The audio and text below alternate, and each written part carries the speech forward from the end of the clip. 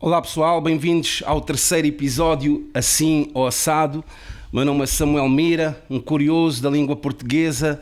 Estou sempre aqui a tentar criar dúvidas na minha mente e para isso tenho aqui sempre o grande professor Marco Neves. Olá.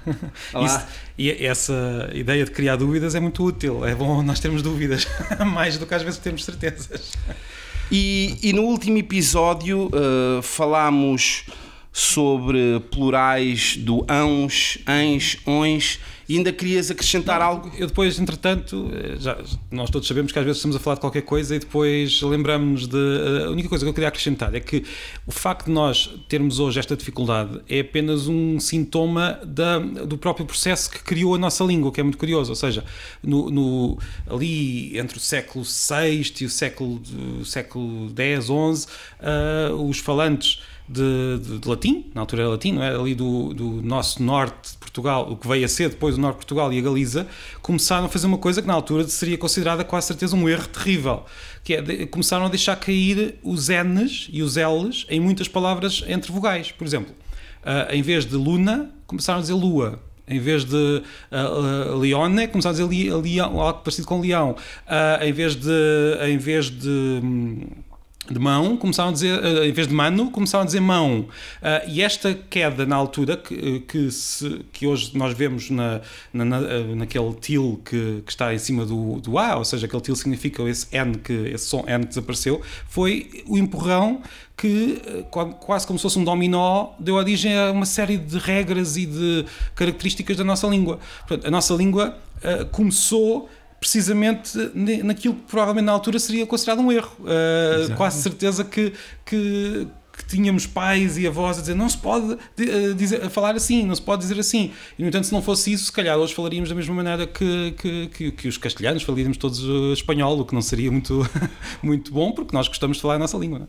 Ou seja, houve um período em que as pessoas diziam lua e isso era considerado um erro. Sim. Para depois ser aceito como algo que não é um erro. Sim. Nós não temos registros, porque na época quem escrevia em latim. Pronto, isto é uma questão oral, só muito mais tarde é que começámos a escrever em português. Mas sabemos que há textos latinos da época em que aquele N começa a cair, ou seja, as pessoas começavam a cair, mas isso só aparecia às vezes, ou seja, era mesmo um erro que as pessoas corrigiam. Durante muito tempo seria considerado um erro, depois é que começámos ou seja, como todas as pessoas faziam o mesmo, faziam de forma sistemática, tornou-se parte da língua que elas falavam. Ninguém chamava aquela língua português, porque nem sequer havia Portugal na altura, não é? Mas mais tarde acabou por ser o que é hoje a nossa língua, o português. Isso, por acaso, agora estava a pensar se existiria algum tipo de cunha que nos dicionários que faria com que alguma palavra tenha sido aceito muito rapidamente. Acontece. E uma estar a ser discriminada há anos. Mas isso não é cunha, não chamamos cunha, mas acontece. Ou seja, nos primeiros séculos em que se criaram dicionários de português, de castelhano e de outras línguas, as pessoas que faziam os dicionários, o que é que faziam? Usavam as palavras que ouviam à volta, usavam as palavras da sua cidade, ou da sua família quase, ou até palavras que só elas é que usavam, e isso quase que é uma cunha, ou seja, houve palavras que se calhar só eram usadas ali por um grupo muito restrito de pessoas, mas que se tornaram palavras do dicionário corretas, porque por acaso uma dessas pessoas foi a que fez o dicionário. Hoje os dicionários, as pessoas que os fazem já são um pouco mais cuidadosas e tentam ser muito mais abrangentes, mas ainda há aqui este efeito de pôr lá aquilo que nós ouvimos à volta, não é? Ok. E por acaso ontem também estava a pesquisar que a palavra tipo, que tem vários significados, foi-lhe acrescentado como um significado daquela muleta que muitos jovens usam. Exato. Pá, estou tipo com frio, estás a ver? Às vezes quase parece o espaço, não é? A designação até é bastante engraçada, é tipo banalidade vazia. Mas é engraçado que já está no dicionário como uma coisa aceitável. Sim. Uma muleta. Isto como é uma muleta, e é uma bengala, nós todos usamos bengalas linguísticas, e isto, como em tudo, o que é em excesso é que pode ser negativo, no sentido em que se uma pessoa passa uma frase e cada duas palavras diz tipo, ou porque está muito cansada e não consegue bem expressar-se, ou poderá parecer um discurso muito hesitante, mas não há nenhuma língua nem nenhuma geração que não tenha as suas bengalas. Esta é a bengala da geração mais nova. E há de haver outras bengalas no futuro, isso não há nada que se E possa voltando ao episódio anterior e àquilo que estamos a falar, concluímos que tipo, enquanto expressão, enquanto bengala, muito rapidamente vai parar ao dicionário, e há anos que estamos à espera que refrões vá parar. Devemos conseguir. No dia em que nós tivermos um dicionário com refrões, nós fazemos uma festa. Mas vamos ao tema deste episódio, que é uma das minhas maiores lacunas. Eu falho bastante nos tempos verbais. Pronto, é uma das minhas lacunas. E recentemente estava no Twitter a ver alguém a fazer... não vou dizer bullying, mas é pronto. O grammar shaming que falaste no primeiro episódio. Exatamente, o grammar shaming, porque Miguel Sousa Tavares usa frequentemente a expressão ter aceite, que devia ser ter aceitado.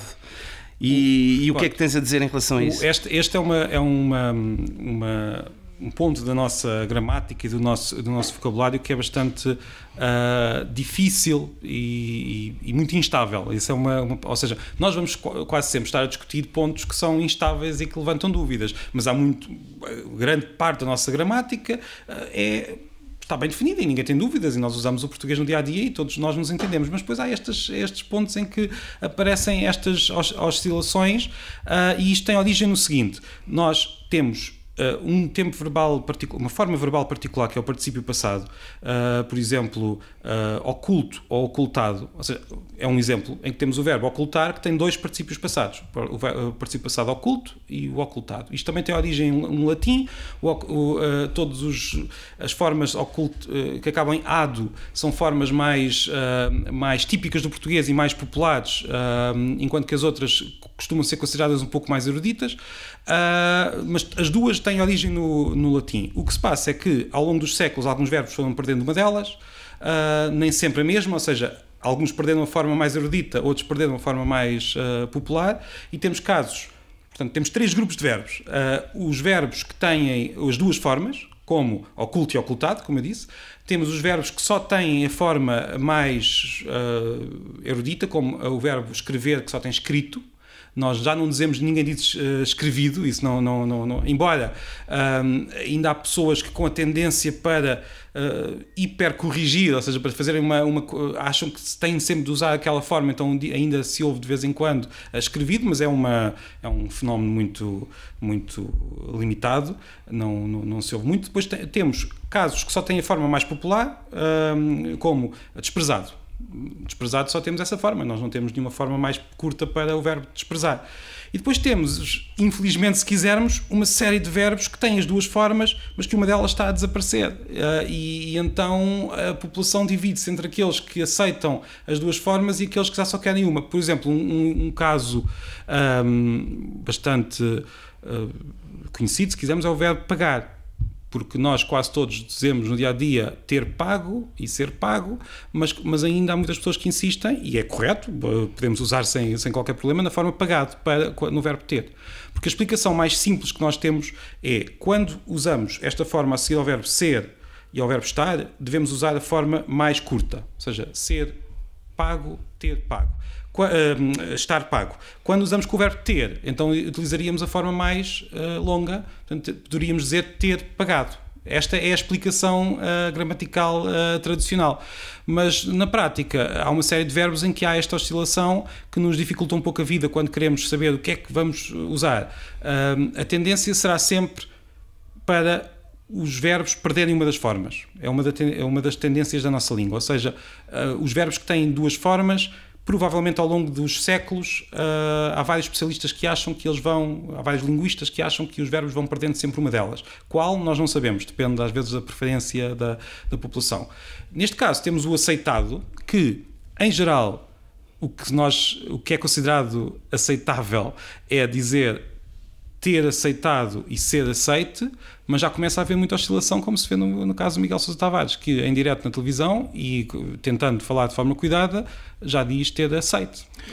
E na discussão que estava no Twitter, em que incluía até alguns intelectuais da nossa praça, estava lá uma pessoa até enquanto autoridade respeitável, que dizia que não, ter aceite está correto, porque eu consultei aqui umas gramáticas.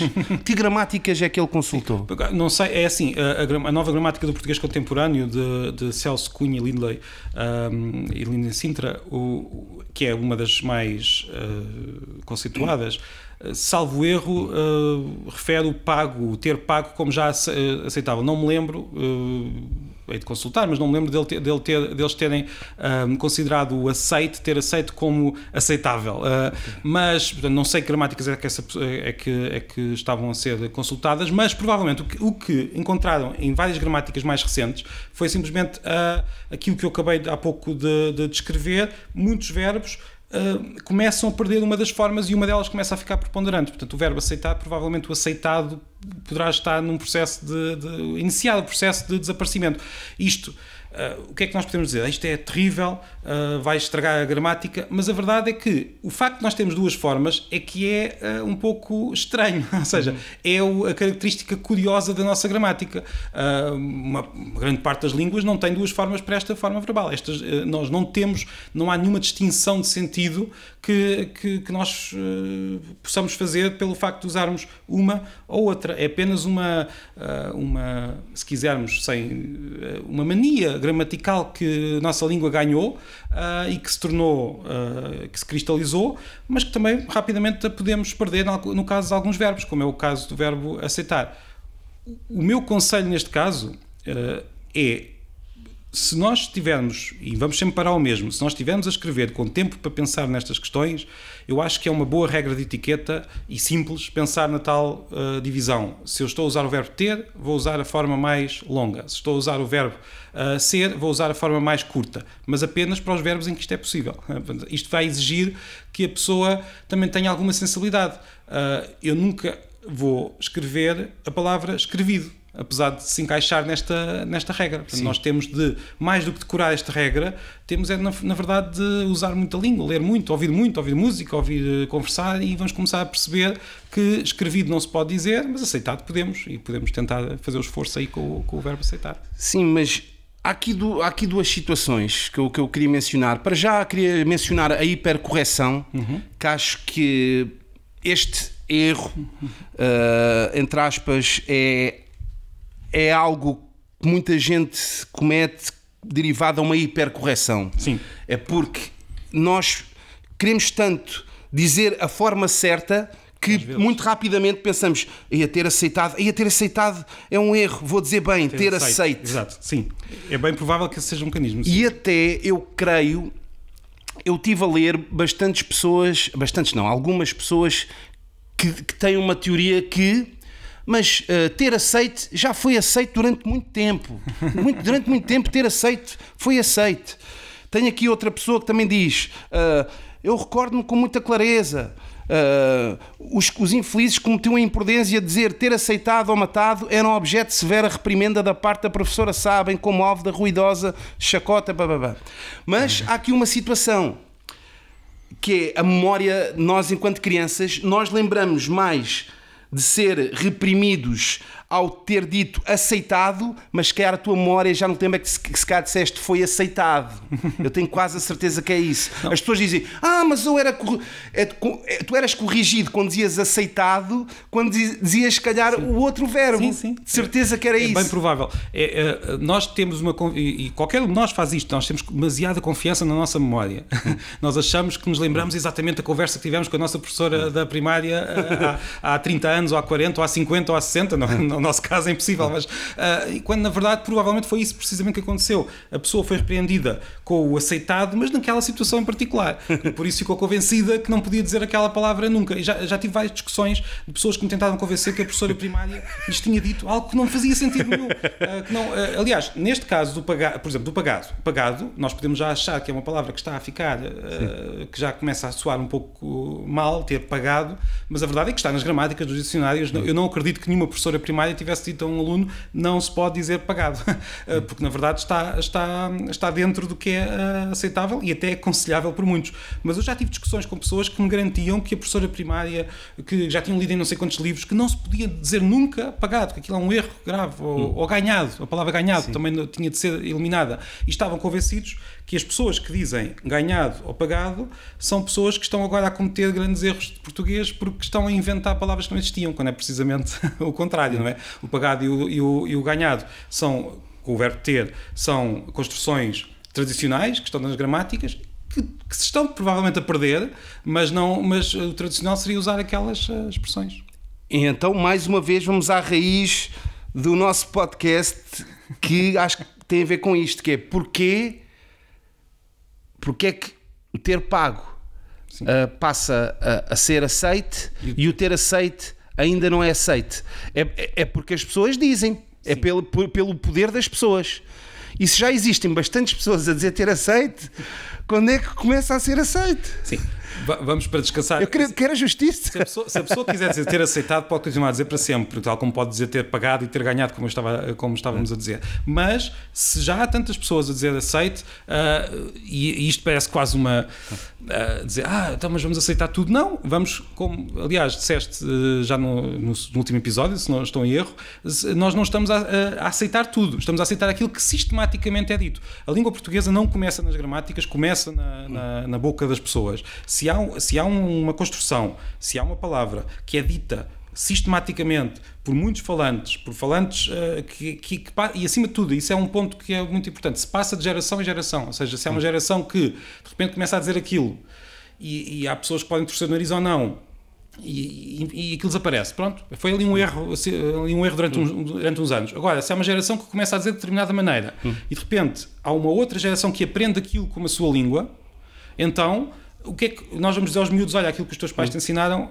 está mal, não é? O português afinal não é assim. Na verdade, o português já se tornou assim. E apesar, e provavelmente aqui também vamos ter pessoas a dizer não, mas então vamos ter de aceitar tudo. A verdade é que estas pequenas mudanças, nós concentramos nelas, nós discutimos estas mudanças, discutimos estes assuntos, mas são lentas, não põem em perigo a língua portuguesa. Nós temos de conhecer estes mecanismos, temos de conhecer isto, mas as coisas vão calmamente mudando e nós, mais tarde ou mais cedo, temos de nos render à língua, tal como os primeiros portugueses se renderam àquela queda do N para criar a lua e a mão e por aí fora. Não é nada de dramático, é apenas uma questão de conhecermos a língua na sua totalidade e percebermos que ela segue alguns caminhos que nem sempre são. Então, deixa-me dar-te aqui um exemplo que ainda estive a estudar hoje em relação a duas expressões muito semelhantes dentro desta situação, que é, extinto. Extinguido. Sim. Ele foi extinto. Sim. Ele foi extinto. Assim é que se diz. Sim, exatamente. Sim, ele foi extinto. Mas, agora vamos a uma palavra muito semelhante. Distinto. Ele foi... Distinguido. Sim, aí já só dizemos distinguido. Porquê? Não há... Não, mas nunca foi dito distinto? Provavelmente foi. Não tenho a certeza, teria ido investigar, mas é provável que tenha. Eu fui investigar e dizia-se o cego, completo, corrupto, distinto, tinto. Ou, por exemplo, liberto. Liberto ainda existe, nós dizemos também foi havia liberto. Completo e completado. Sim. É um dos casos em que a palavra caiu, como estávamos a ver. A verdade é que há quem esteja convencido, e é mais fácil, seria melhor, como é que eu ia dizer? Era mais fácil para um professor chegar ao pé dos alunos e dizer: os verbos têm duas formas. Quando temos o verbo ser, faz-se assim, quando temos o verbo ter, faz-se assado. Mas, na verdade, esta esta distinção vai variar de palavra para palavra. Se quisermos usar um termo mais técnico, isto não é uma questão de sintaxe, ou seja, não é uma questão da organização das frases, mas é uma questão lexical, é uma questão de cada um daqueles verbos. Cada um daqueles verbos tem uma história própria. E por isso, no caso do distinguido, o distinguido é que se tornou a forma verbal. Mas o distinto continua a existir, só que tornou-se apenas um adjetivo. Sim, deixou de ser uma forma verbal. Pois, mas a minha questão é que nem dá para tu pegares... Quer dizer, em instinto distinto podias ir por uma cena, se for por uma vogal, começar por uma vogal, que às vezes há certas regras. Então, aquilo que estás a querer dizer, e o que estamos aqui a mencionar mais uma vez, é que as pessoas é que decidiram... Sim. E neste caso decidem verbo a verbo, nem sequer é a regra geral. Eu fui, por causa deste tema, fui fui encontrar alguns artigos para ver o que é que os linguistas tinham visto ao investigar. Há um artigo antigo das professoras Alina Vilhalva e Marta Almeida, já de alguns anos, que estuda isto, fizeram uma investigação quase à percentagem, cada verbo, qual é a percentagem de pessoas que usa a forma maior e a forma mais pequena, e a única conclusão a que elas chegaram no final, e é um artigo muito interessante, é que nós temos de aceitar que esta é uma questão individual de cada palavra, ou seja, cada verbo tem uma história, tem e não conseguimos chegar a uma regra geral. Há muitas pessoas que ficam assustadas com isto. Então, como é que eu sei? Na verdade, é como acontece em todas as outras palavras. Nós decoramos as palavras uma a uma. Não, nem sempre há regras para dizer se é assim ou assado. E por isso... Mas dentro do assim ou assado, que é engraçado que estamos aqui a ver que este verbo é só esta palavra, este verbo é só esta palavra, e agora estas também que disse, de cego ou distinto ou corrupto, sai uma, só pode haver uma. Mas tu concordas que o pago e pagado é um caso que pode dizer as duas, ou uma delas passou a ser erro? Não passou a ser erro, exatamente por ser tradicional. Nós temos se nós toleramos e achamos que devemos aceitar quando temos uma expressão informal que é tão válida como outra, mas para aquele contexto, também temos de aceitar que haja expressões que são usadas só num texto muito cuidado, ou alguém que tem muito cuidado. Por isso, eu nunca iria apontar o dedo a alguém que dissesse ter pagado. Agora, não sei, será que os meus netos, os meus filhos não, mas será que os meus netos não vão olhar para o pagado tal como nós olhamos para o escrevido? Se calhar poderá acontecer, mas neste momento da história da língua, o pagado e o ganhado ainda são aceitáveis, e não só aceitáveis, ainda há muitas pessoas que acham que são as únicas formas corretas para o verbo ter. Portanto, ter pagado e ter ganhado. Mas vamos ver.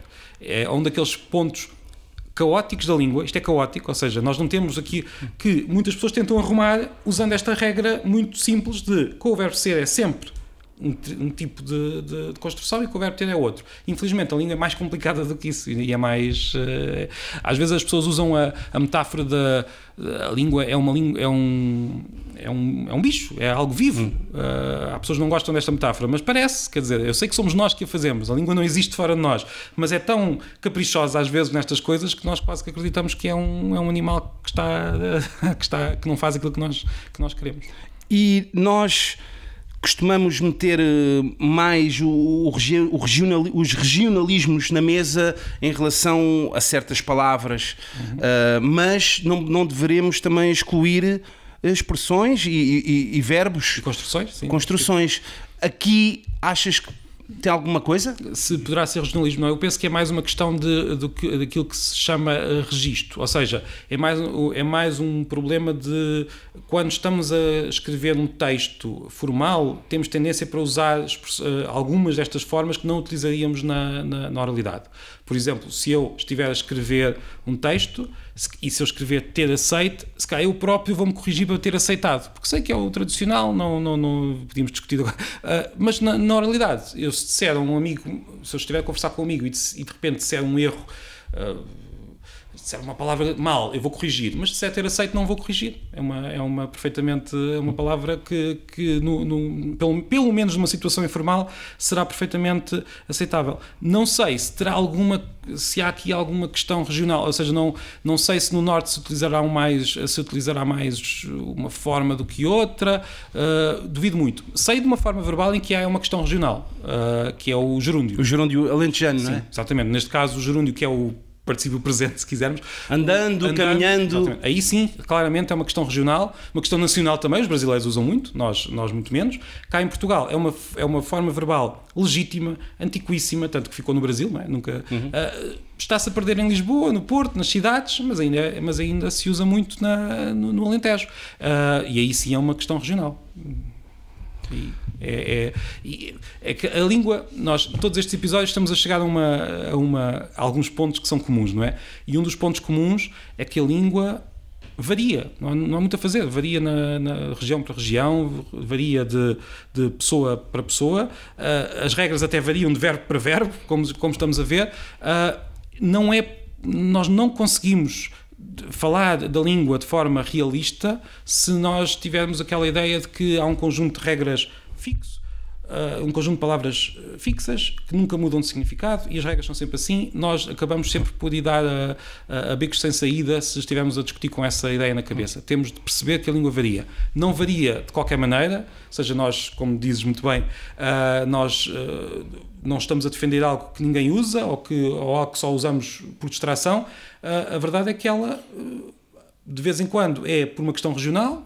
As pessoas do Norte dizem de uma maneira um pouco diferente das do Sul. Outras vezes é por uma questão de idade.